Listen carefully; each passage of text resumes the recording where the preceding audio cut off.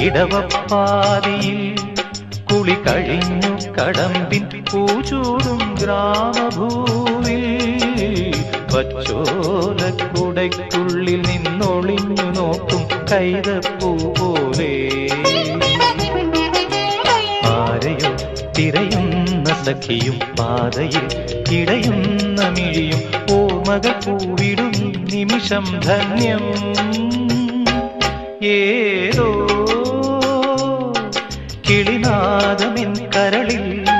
മധുമാരി പെയ്തു ആരാഗമാധുരി ഞാൻ നുകർന്നു അതിലൂറും മന്ത്രമാം ശ്രുതിയിൽ അറിയാതെ